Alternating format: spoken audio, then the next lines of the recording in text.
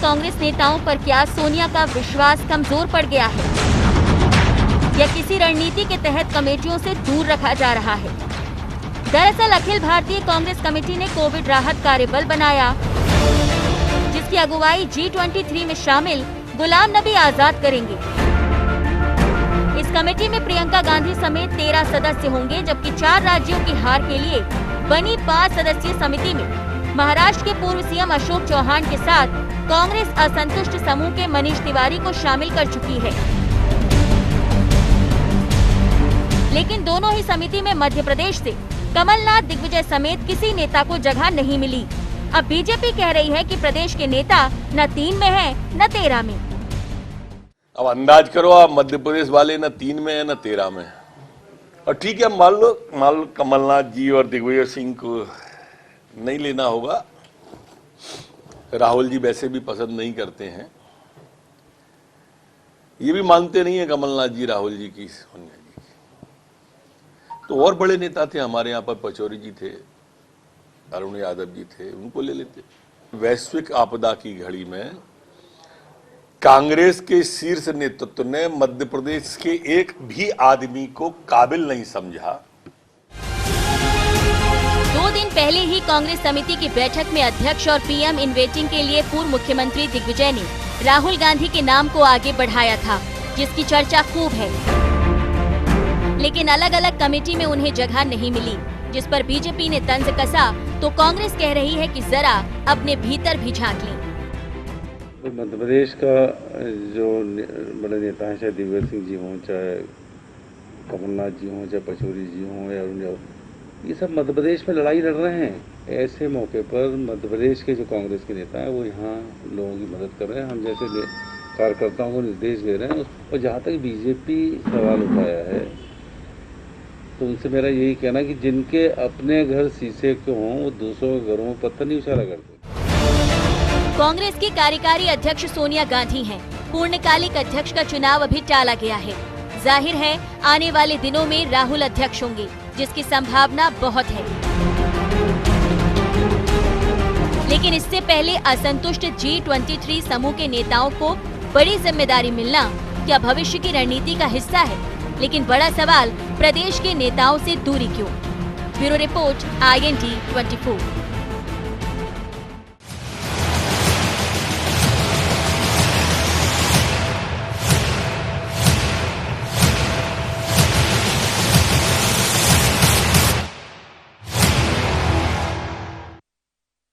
नमस्कार, IND agenda न 3 में न 13 में आपका स्वागत है। मैं हूं आपके साथ नवीन पुरोहित। चर्चा को विस्तार देंगे, उसके पहले IND एजेंडा के मुख्य बिंदुओं की तरफ एक निगाह डाल। AICC की दोनों समितियों में मध्य प्रदेश के नेताओं को क्यों नहीं मिली जगह? क्या मध्य प्रदेश में सत्ता गंवाने के बाद से कमलनाथ और हाईकमान के बीच में चल रही है तल्खी? कमेटी में G23 नेताओं को जिम्मेदारी मिलना क्या भविष्य की रणनीति का हिस्सा? मध्य प्रदेश के कांग्रेस नेताओं पर क्या सोनिया गांधी का विश्वास पड़ा कमजोर? इन्हीं सवालों के साथ चर्चा में आप सबका स्वागत है। मैं हूं आपके साथ नवीन पुरोहित। मध्य प्रदेश की बात करें, देश की बात करें, हर जगह कोविड को लेकर अब राजनीति सरगर्मियां तेज हैं, राजनीतिक सरगर्मियां तेज हैं, राजनीति हो रही है, आरोप प्रत्यारोप हो रहे हैं। इसी दौर में कांग्रेस ने कोविड राहत कार्यबल बनाया है और इस कार्यबल में 13 लोगों को शामिल किया है। मुझे ये लगता है, प्रियंका जी समेत 13 लोगों को लिया गया है। मुझे लगता है कि इस राहत कार्यबल में हर प्रदेश से कांग्रेस को एक व्यक्ति लेना जरूर था, चाहे वो कोई बड़ा पदाधिकारी या बड़ा नेता, हर प्रदेश से लेना चाहिए था, ये मुझे लगता है। जरूरी नहीं है कि वैसा कांग्रेस को भी लगे। दूसरी चीज ये कि मध्य प्रदेश वो प्रदेश था जिसमें कांग्रेस ने वापसी की थी और अभी हाल में ही दमोह के उपचुनाव में सरकार के रहते कांग्रेस ने वहां बड़ी जीत हासिल की है। तो अगर मध्य प्रदेश से किसी का नाम होता तो मध्य प्रदेश से वो नाम कांग्रेस का मनोबल बढ़ाने वाला होता मध्य प्रदेश के नेताओं को ये लगता कि एक बड़े फोरम पर वो अपनी बात रख सकते हैं, लेकिन इस कोविड राहत कार्यबल में मध्य प्रदेश से किसी के नाम ना आने की वजह से भारतीय जनता पार्टी चुटकियां ले रही है और कांग्रेस पर तंज कस रही है। भारतीय जनता पार्टी कह रही है कि कांग्रेस, मध्य प्रदेश कांग्रेस के नेता, यानी कि कांग्रेस के बड़े नेता दिग्विजय सिंह जी, कमलनाथ जी न 3 में है न 13 में है, अब वो मतलब गिनती में नहीं है। किसी भी दृष्टिकोण से केंद्रीय नेतृत्व उनको गंभीरता से नहीं लेता। बातों बातों में उन्होंने ये भी कहा कि राहुल जी की बात कमलनाथ जी नहीं मानते और कमलनाथ जी की इसी मिजाज की वजह से, कमलनाथ जी के इसे नेचर की वजह से शायद सोनिया गांधी जी उनसे खफा हैं, इसलिए ध्यान नहीं दिया। बहरहाल रीजन जो भी हो, जो भी कारण रहे हों, लेकिन इस बात ने कांग्रेस के ऊपर सवाल तो खड़े किए और भारतीय जनता पार्टी को एक मौका दिया। इसी मुद्दे पर करेंगे चर्चा। हमारे साथ चर्चा में शामिल हैं अवनीश बुंदेला जी, प्रवक्ता हैं कांग्रेस के और कोरोना वॉरियर हैं और स्वस्थ होकर वापस से चर्चा में लौटे हैं। मैं उनको धन्यवाद देता हूं, उनका अभिनंदन करता हूं। लोगों का, आपके स्नेह का, आप सब लोगों का धन्यवाद। गोविंद मालू जी, वरिष्ठ नेता भारतीय जनता पार्टी के हमारे साथ हैं। आदरणीय सुरेश शर्मा जी, वरिष्ठ पत्रकार हमारे साथ हैं। आप समस्त महानुभावों का बहुत बहुत स्वागत है। सीधा सवाल कर लेता हूं अवनीश जी, ये जो कोविड राहत कार्यबल बनाया है, ये एक तो 13 सदस्यीय कार्यबल है और उसमें जो G23 के लोग थे, जो असंतुष्ट लोग थे, उनको जगह दी गई है, लेकिन कई राज्यों से लोगों को लिया नहीं गया है। मुझे लगता है कि कैसे समन्वयन होगा, और एक मौका तो दे दिया है। 13 की जगह अगर 33 हो जाते तो 4-5 बड़े नेता हो जाते, बाकी हर राज्य से एक हो जाता, अच्छा रहता। एक लगता कि समग्र सोचा है आपने। तो ये जो तंज कस रहे हैं कि भाई अब तो 3 और 13 में बचे ही नहीं है, तो क्या करेंगे फिर? देखिए नवीन भाई, मेरी कुछ काफी हद तक आपने ही मेरी बात का जवाब दे दिया कि 33 राज्य हैं और 13 सदस्यीय समिति बनाई। तो देखिए, ये पार्टी का निर्णय है कि किसको कहाँ यूज करना है, क्योंकि हर राज्य में अलग अलग कार्य भी है, हर राज्य की हर अलग अलग समस्याएं भी हैं। आपने देखा होगा क्रिकेट टीम भी 11 नहीं, अभी मैं आपको रोकूंगा। अभी एक ही समस्या है, हर राज्य में एक ही जैसी है, लगभग संक्रमण सारे राज्यों में एक जैसी है, और ये सिर्फ स्पेसिफिकली कोविड के लिए बना है। अगर कोविड मध्य प्रदेश में नहीं होता, कोई समस्या नहीं थी। नहीं, मैं आपको मध्य प्रदेश की बात बताता हूं ना। मध्य प्रदेश था पहला राज्य है जहां सत्ता से जुड़े हुए लोग रेमडेसिविर इंजेक्शन की कालाबाजारी कर रहे हैं। पलंग बकायदा, मोहन यादव से जुड़ा हुआ व्यक्ति पलंगों की कालाबाजारी कर रहा है। बकायदा सरबजीत सिंह मौखा, देखिए मोहन यादव से अपने को कोई, मोहन यादव जी का आदमी जुड़ा कर रहा है, प्रमाणित होगा तो मोहन यादव जी से अपने को कोई इत्तेफाक नहीं है, कोई राबता नहीं है। नवीन जी, मेरी बात समझे आप।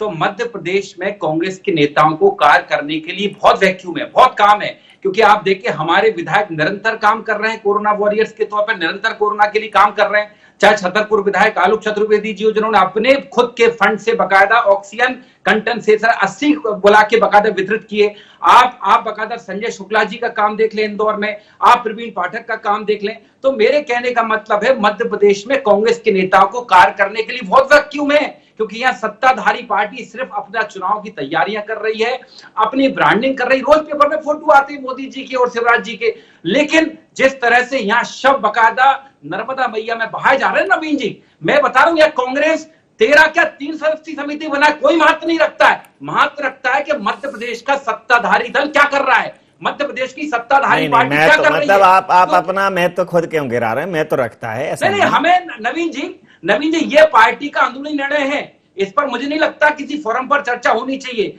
और जो 3 में 13 की बात कर रहे हैं नरोत्तम मिश्रा जी, जो बात कर रहे हैं, नरोत्तम मिश्रा जी की बात को कोई, आप बताएं, कोई क्या संवेदनशीलता से लेगा?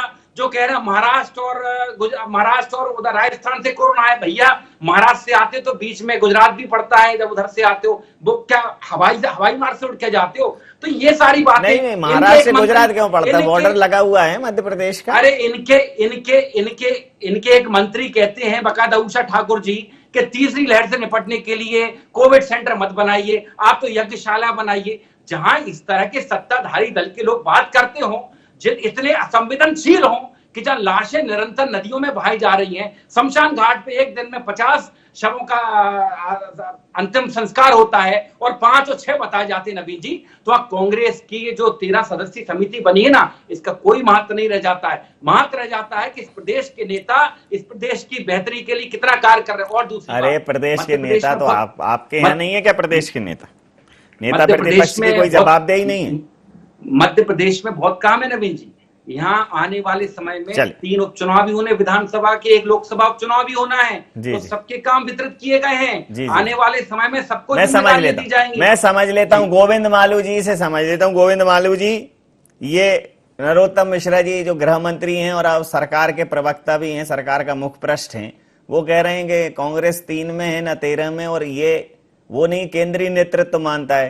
भाई उन्होंने 13 सदस्यीय जो बनाई है उसमें मध्य प्रदेश को मान लो छोड़ भी दिया, तो आपको ऐसा क्यों दिखता है कि केंद्रीय नेतृत्व मध्य प्रदेश को गंभीरता से नहीं लेता?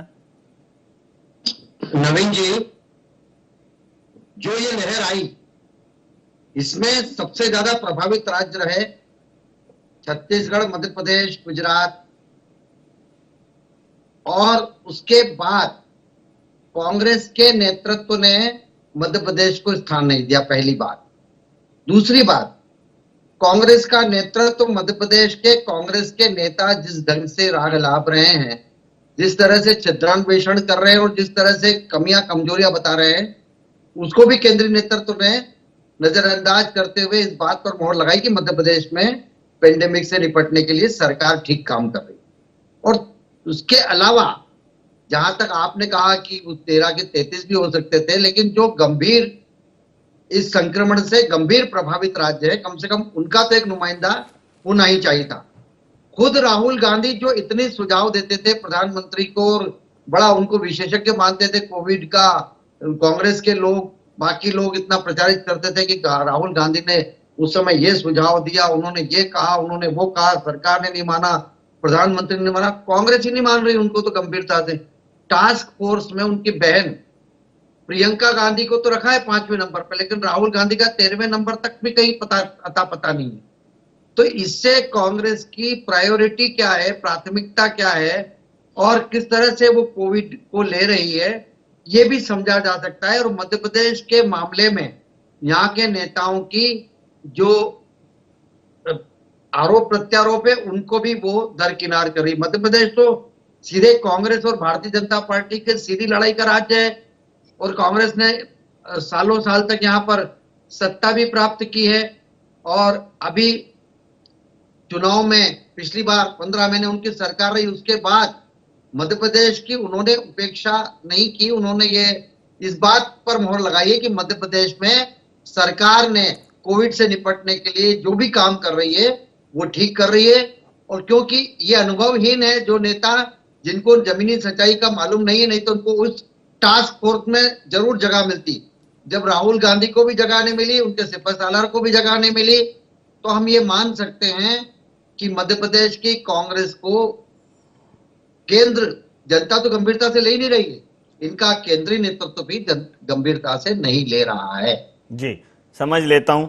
मेरे साथ सुरेश शर्मा जी वरिष्ठ पत्रकार मौजूद हैं। सुरेश जी, ये 3 का 13 हो रहा है इस निर्णय का, और जिस प्रकार से कहा है अवनीश जी ने कि मध्य प्रदेश महत्वपूर्ण ये नहीं है मध्य प्रदेश से कांग्रेस की इस कमेटी में कौन शामिल हुआ कि नहीं हुआ, महत्वपूर्ण ये है कि सरकार क्या कर रही है। लेकिन अगर सरकार नहीं कर रही है तो उस आवाज को कौन उठाएगा, और अगर इसके राहत के लिए ये कमेटी बनी है तो उसमें नाम मध्य प्रदेश से कोई नाम ना होना, ये अगर होता तो मुझे लगता है कि महत्वपूर्ण होता।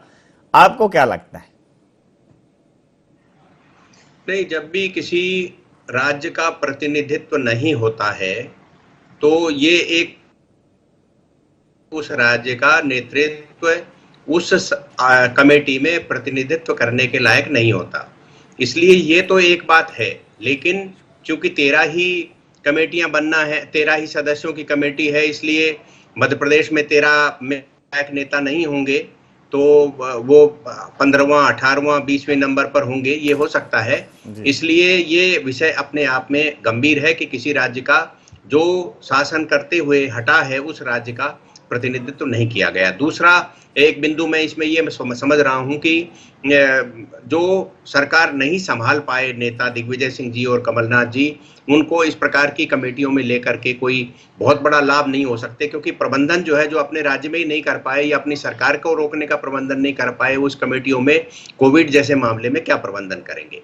पर इससे भी गंभीर नवीन जी बात यह है कि कोविड जो है वो एक ऐसी वैश्विक महामारी है जिस महामारी में हमें लोगों के जीवन की रक्षा करने के बारे में ज्यादा सोचना चाहिए। यहां मैं लगातार ये देख रहा हूं लंबे समय से कि मीडिया का एक अंश, सोशल मीडिया पर काम करने वाले कुछ लोग और विपक्षी नेता, वो केवल, अच्छा इसमें भाजपा के भी एक दो नेता हैं, मैं ये नहीं कह रहा हूं कि वो नहीं है, वो भी हैं, वो केवल सरकार की कमियां निकालते हैं, ये अव्यवस्थाएं दिखाते हैं।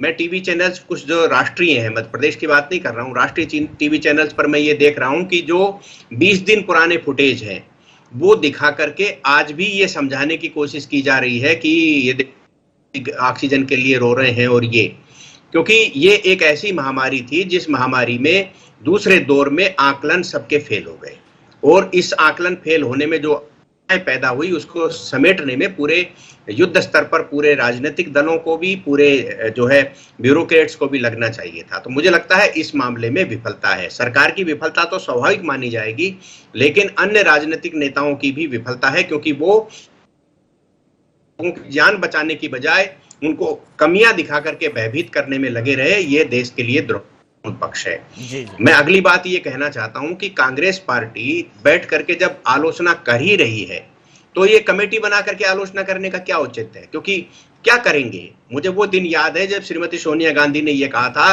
कि जो मजदूर पलायन करके जा रहे हैं उनको किराया कांग्रेस भरेगी, नहीं दिया। बाद में उन्होंने कहा कि हम बस उपलब्ध कराएंगे, बसें उपलब्ध राजस्थान ने की बसें जो है कुछ उत्तर प्रदेश पर ले जा करके खड़ी की थी, जिसका कोई लाभ नहीं मिला। तो और जो है इस तरीके के जो राजनीतिक वातावरण बनने से जनता में इसका कोई बहुत पॉजिटिव नहीं जाता। पॉजिटिव कब जाता है, जैसे अवनीश जी ने अभी कहा कि कुछ विधायक जो हैं वो अपनी विधायक निधि से जनता की सेवा कर रहे हैं। यदि ऐसा संदेश है सेवा करने वाला, तो मुझे लगता है उसको भी प्रमुखता से प्रचारित कराने के लिए प्रेस नोट जारी करना चाहिए। यहाँ तो दिन भर जब हम प्रेस विपक्षी दलों के, न केवल कांग्रेस भर के नहीं, उसके अंदर जो है ये रहता है कि ये फेल हो गया, ये गड़बड़ हो गई, ये चीज नहीं मिली, ये वो नहीं मिली। एक अस्थिरता का वातावरण देश में बनाने का प्रयास हो रहा है, जो राजनीतिक दृष्टि से शुभ संकेत नहीं है। सत्ता आप ले लीजिए, भाजपा को दे दीजिए, जिसको देना है दे दीजिए, जनता तय करेगी वो सब, लेकिन इसका तात्पर्य ये नहीं है कि उस जनता को दांव पे लगा करके आप सत्ता का खेल खेलने की कोशिश करें। ये बहुत ही दुर्भाग्यपूर्ण पक्ष है। मुझे लगता है कि जब कोविड का दूसरा दौर इतने चरम पर पहुंच गया, उसके बाद यदि कांग्रेस पार्टी को कोई कमेटी बनाने की याद आ रही है, तो ये भी, इसके लिए भी मैं उसको धन्यवाद देता हूं। प्रतिक्रिया ले लेता हूं। मैं अवनीश बुंदेला जी से बात कर लेता हूं। अवनीश जी, ये इस पूरी कमेटी में गौर करने वाली बात यह है कि इसमें जो G23 कुछ असंतुष्ट सीनियर लोग कांग्रेस के, जो जिन्होंने कांग्रेस की वर्तमान कार्यशैली को लेकर सवाल उठाए थे, उनको जगह मिली है। तो एक सवाल ये भी उठता है कि क्या ये असंतुष्टों को साधने की कवायद है? देखिए, आप हम पर सवाल नहीं उठाइए, आपको सवाल उठाना चाहिए सरकार पर। तो क्या ये उस तरह से लिया जाए इसको? देखिए नवीन जी, सबसे बड़ी बात तो ये स्पष्ट हो जाता है समिति में उन लोगों को भी लेकर के कहीं कोई G23 जैसी कोई शब्द नहीं है, कोई बात नहीं है, ये सब एक प्रोपेगेंडा है। और दूसरी चीज नवीन भाई, आप मुझे बताएं, ये 13 सदस्यीय समिति बनी, कोई 13 मंत्रियों का, कैबिनेट मंत्रियों का कोई कैबिनेट का गठन नहीं हुआ है। अगर मैं कह रहा हूं, अगर यहाँ से अगर 2 या 3 लोग ले भी लिए जाते, एक लोग, तो क्या फर्क पड़ जाता? कोई निर्णय लेने का अधिकार तो मिल नहीं जाता। मैं तो ये कह रहा हूं, वर्तमान में मध्य प्रदेश से एक सांसद जी शांत हो गए, 27 सांसद सत्ताधारी पार्टी के 27 और 4 केंद्रीय मंत्री हैं, वो क्या कर रहे हैं? साहब, कोरोना की बात अगर आप करें तो आज की तारीख में सबसे बड़ी बात है आपको प्रदेश में काम करने की। और जो 3 और 13 की बात जो नरोत्तम मिश्रा जी कर रहे हैं, मैं तो कहना चाहूंगा भैया, दमोह में जरा पूछ लो, जरा जयंत मलैया जी से पूछ लो, प्रहलाद पटेल जी से पूछ लो, अजय बिश्नोई जी से पूछ लो, कुसुम मेहंदोली जी से पूछ लो कि कौन 3 में है, कौन 13 में है। ये एक कहावत है कि आप हमेशा दूसरे के ऊपर सवाल खड़े करते हैं, लेकिन जब आप एक उंगली दूसरे की तरफ उठाते हैं नरोत्तम जी, तो 3 उंगली आपकी तरफ इशारा करते हैं उसी समय। तो ये आप मत कैसे भूलिए, उठाएं? आप सब आप सबसे पहले अपने यहाँ की जो आपके यहाँ जो द्वंद्व चल रहा है, वर्तमान में महाभारत चल रहा है, अंतरकलह चल रहा है, उसको शांत करिए। आपने कहा था कि जयचंदों से हमारे, कहां है वो जयचंद? आज तक आप ढूंढ नहीं पाए जयचंदों को। आपके यहाँ जिस तरह की स्थितियां चल रही हैं साहब, एक उपचुनाव हारने के बाद आपकी पार्टी, आपका संगठन धराशायी दिख रहा है। और जहां तक जनता के निर्णय की बात है, जनता ने बकायदा मोहर लगाई इस बात पर कि कांग्रेस एक मजबूत विपक्ष के तौर पर खड़ा हुआ है। दमोह में जो बड़ी जीत दी है, बकायदा आप देखें उस जीत में बकायदा एक पूर्व मुख्यमंत्री लगी रही, बकायदा शिवराज जी लगे रहे, कई सारे भाजपा के नेता लगे, उसके बावजूद आप चुनाव हार जाते हैं। ये साबित करता है कि जनता आपके कामों से खुश नहीं है। ये फर्क नहीं पड़ता कि कांग्रेस की 13 सदस्यीय समिति बन जाए, 13 बन जाए, 23 बन जाए, 26 बन जाए। फर्क ये पड़ता है कि कोरोना संक्रमण काल में आप जनता के लिए क्या कर रहे हो। जनता सब देख रहे हैं नवीन भाई। जब फर्क नहीं पड़ता तो बनाई काहे के लिए? नवीन जी, ये हर पार्टी का अपना निर्णय है। पार्टी 13 की बना, नहीं तो आप ये क्या? अरे तो मेरा समझ में नहीं आ रहा। मैं ऐसे इस समय पे ये जो फर्क नहीं पड़ता तो ये बनाई काहे के लिए? फिर तो ये आप एक तरीके से पॉलिटिकल झुंझुना हो गया। नवीन भाई ये समिति बनाई, एक मॉनिटरिंग के लिए बनाई है कि जैसे दिल्ली में बैठकर, देखिए आप देखा मध्य प्रदेश की अगर हम बात करें वर्तमान में आदरणीय दिग्विजय, तो एक कोऑर्डिनेशन कमेटी, मतलब मुझे ऐसा लगता है कि देखिए मैं ऐसा मानता हूं जैसे एक चैनल है तो चैनल का एक कोऑर्डिनेशन की नवीन जी ये कोऑर्डिनेशन के लिए कमेटी बनाई गई है कि दिल्ली में बैठकर। तो फिर आप ये कहिए कोऑर्डिनेशन की बनाई गई है, उससे फर्क पड़ेगा? मतलब ऐसे नहीं करिए कि इस निर्णय को अगर आप, लेकिन मैं साफ बात कह रहा हूं, मध्य प्रदेश में सत्ताधारी पार्टी से जुड़े लोग जो रेमडेसिविर इंजेक्शन की कालाबाजारी कर रहे हैं, जो पलंग बेच रहे हैं और तो ऑक्सीमीटर बेच रहे हैं, ऑक्सीमीटर बेच रहे हैं, तो भैया कांग्रेस के नेताओं की यहाँ ज्यादा आवश्यकता है। जुड़ी हुई बातें सत्ताधारी लोग, मालू जी क्या किससे जुड़ी है? जोड़ दीजिए, क्या कह रहे हैं? देखिए, ये खेत से जुड़ी हुई बात जो विषय है उस पर आइए। अभी कोई दूसरे विषय पे बात ही नहीं चल रही है। विषय सुनिए, इन्हीं अगंभीर अतर्कपूर्ण बातों के कारण कांग्रेस के शीर्ष नेतृत्व ने समझा कि स्थानीय नेता जो प्रदेश के ये कह रहे हैं मालू जी के मध्य प्रदेश में हवा में बातें कर, मालू जी ये कह रहे हैं कि मध्य प्रदेश में इतना, ये बता दिया गंभीरता कितनी है आप लोगों की कोविड के मामले में। ना आप जमीन पे जा रहे हैं, ना कुछ कर रहे हैं, ट्विटर चल रहे हैं। मालू जी टेलीविजन पर आकर दो बयान दे देते हैं। मालू जी, अरे अभी जी सुन लीजिए। मालू जी उनका कहना यह है कि कांग्रेस के लिए मध्य प्रदेश में बहुत काम है। मध्य प्रदेश में कांग्रेस लगातार सवाल उठा रही है और सत्ताधारी पार्टी काम नहीं कर रही है। सत्ताधारी पार्टी पर सवाल उठा, अब सुन लीजिए इनके सवालों पर केंद्र की नजर ही नहीं है। इतने बोधे सवाल और इतने सतही बातें कर रहे हैं, उतर्क कर रहे हैं, गंभीर बात कर रहे हैं, ताकि केंद्रीय नेतृत्व ने इनको नोटिस ही नहीं लिया कि फिजूल की बातें कर रहे हैं। इससे वो लोग जो देश भर की बात करके जो भी टास्क फोर्स बनाया उसमें कुछ सुझाव देंगे केंद्र सरकार को या कुछ भी करेंगे, उसमें इन लोगों को गंभीर नहीं माना उन्होंने। जिस ढंग की बातें ये लोग उठा रहे हैं, जनता की सेवा करना, पीड़ित मानवता की सेवा करना, लोगों को मनोबल बढ़ाने की बजाय मनोबल तोड़ने का काम, आत्मविश्वास तोड़ने का काम कांग्रेस कर रही है। इसलिए उनको नहीं छू रहे हैं केंद्र के नेतृत्व वाले, इनको दूर रख रहे हैं। नहीं तो मध्य प्रदेश में कोविड सबसे ज्यादा कोरोना का विस्तार हुआ, छत्तीसगढ़ में हुआ, गुजरात में हुआ, महाराष्ट्र में हुआ।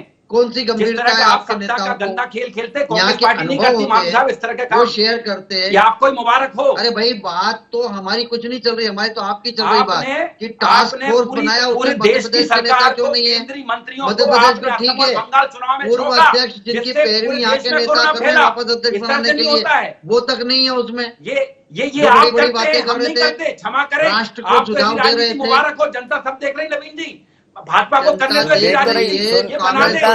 रही है। आपस में ऐसे बात करते हैं, सुन नहीं पाती जनता, फिर देखते ही रह जाती है। जरा एक एक करके बोलते तो बाकी जनता देख ही रही होगी, समझने की कोशिश कर रही होगी। मालूम जी, कांग्रेस का शीर्ष नेतृत्व भी समझ गया कि गंभीर लोग नहीं है, इनको रखने से कोई फायदा नहीं।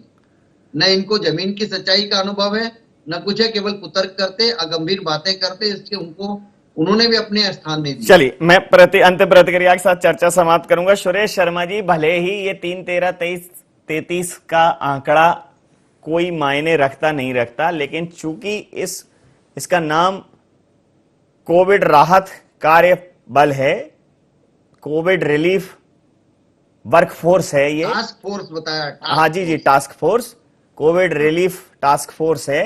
तो जिस प्रकार से ये बनाया है कोविड रिलीफ टास्क फोर्स, अगर वो उन्होंने जो भी सोच के बनाया होगा, उनका कहना सही है कि कांग्रेस का अंदरूनी मामला है, लेकिन भारतीय जनता पार्टी को उन्होंने एक मौका दे दिया है कि मध्य प्रदेश के प्लेटफॉर्म पर केंद्र में कौन रिप्रेजेंटेशन करेगा। चलिए 13 सदस्यीय दल होता और उसकी एक कोऑर्डिनेशन कमेटी होती कि उसका समन्वयन मध्य प्रदेश से फला नेता देखेंगे, छत्तीसगढ़ से ये देखेंगे, जहां इनकी सरकार है वहां भी और जहां नहीं है वहां भी। तो मतलब मुझे लगता है कि अब चूंकि पॉलिटिक्स बहुत ज्यादा शार्प हो गई, बहुत छोटी छोटी चीजों पर सत्ता पक्ष और विपक्ष ध्यान रखते हैं, तो एक छोटी सी चीज बोलने का मौका तो दे ही देती है, भले ही उसका कोई मतलब नहीं हो, जैसा कि अवनीश जी कह रहे हैं, लेकिन ये मतलब निकाले जा सकते हैं। इस प्रकार के निर्णय मतलब निकालने के लिए एक स्पेस तो देते हैं। नहीं, ये बात सच है कि राजनीति आजकल इन्हीं सब बातों पर आकर के टिक गई है कि आप यदि एक बिंदु सामने आता है तो उसका इतना छिद्रान्वेषण कर देते हैं, इतनी बाल की खाल उतार देते हैं कि उसके मीनिंग से निकालना शुरू कर देते हैं, और बाद में मालूम चलता है उसका क्या मायने निकला और क्या नहीं निकला, ये किसी को पता नहीं चलता। ये बात सच है कि मध्य प्रदेश में समन्वय के लिहाज से यदि किसी का प्रतिनिधित्व हो जाता तो हम सब लोगों को भी अच्छा लगता और हमें भी खबर छापने में, उसका नाम ऊपर देने में सुविधा हो जाती। अब हम गुलाम नबी आजाद का नाम देंगे, लेकिन फिर उसके साथ हमको वो G23 लिखना पड़ेगा, जो अवनीश जी को पसंद नहीं है, पर वो सब लिखेंगे कि G23 को मिला नेतृत्व। अब इसमें कहीं न कहीं, अच्छा, इसमें एक चीज सबसे बड़ी है कि राहुल जी के साथ की बजाय जो है प्रियंका जी को महत्व दिया गया है, तो ये संदेश भी निकल के आ रहा है कि जो चुनाव टल गए हैं तो कहीं ऐसा तो नहीं है कि लोग राहुल जी के नाम पर सहमत नहीं थे और प्रियंका जी को आगे करके एक बार एक कोशिश की जा रही है कि भैया इनको नहीं तो इनको और इनको नहीं तो इनको चुन लीजिए आप, ऐसा करके भी कहीं इसमें से धारणा निकल सकती है। लेकिन मैं इन सब बातों के बावजूद भी अपनी पुरानी बात पर ही कायम रहने की कोशिश करता हूं कि कांग्रेस पार्टी की ओर से भी ये संदेश जाना चाहिए कि उन्होंने जो है कहीं न कहीं कोविड केयर सेंटर खोले हैं, उनका संचालन कर रहे हैं। जैसे अब लाल परेड ग्राउंड में भारतीय जनता पार्टी की ओर से है, इंदौर में ऐसा कुछ हुआ है। ऐसा यदि प्रेस नोट हमको कांग्रेस पार्टी की ओर से भी मिलता, जो प्रेस नोट आते हैं उनमें, तो मुझे लगता है हम लोगों को और जो है कांग्रेस की बात को सलीके से कहने में सुविधा होती। लेकिन आज तकलीफ ये हो रही है कि आलोचनात्मक प्रेस नोट तो हमारे पास आते हैं, लेकिन सृजनात्मक मामले नहीं आते, और जो सृजना से विहीन होकर के काम करता है उसका खुद का सृजन रुक जाता है। जैसा आपने जीरो देखा बंगाल में, जैसा आपने देखा, ये हमारे लिए चिंता का विषय है कि आप जो है अपने बजाय केवल आलोचनाओं के भंवरों में फंसे हुए हैं। तो आज जो है नवीन जी, मैं इस बात को फिर रिपीट कर रहा हूं कि ये आलोचनाओं का समय नहीं है, ये लोगों की प्राण रक्षा का समय है। और प्राण रक्षा के समय में जो आदमी भागता है या मैदान छोड़ता है या आलोचना ही करके तलवार घुमाता रहता है, उसको कोई बहुत भाव नहीं मिलता बाद में आने वाले समय में। देखिए 4 दिन जो है प्रबंधन बिगड़ा होगा, 4 दिन प्रबंधन के बाद सुधारने की कोशिश की गई होगी, तो मुझे लगता है कि ये सारी चीजें, ये सब, हाँ बिल्कुल ठीक, मैं इससे सहमत हूं कि जो है प्रतिनिधित्व होना चाहिए था, लेकिन व्यवस्थाओं के बारे में ज्यादा ध्यान देना चाहिए। समय सीमा के चलते मैं ये चर्चा यहाँ समाप्त करूंगा। आप समस्त महानुभावों का बहुत बहुत धन्यवाद, बहुत बहुत आभार। तो बात से बात की गहराई चली जाती है और झूठ ज्यादा हो तो सच्चाई चली जाती है। तो बात महत्वपूर्ण है, बात निकली है तो दूर तलक जाएगी।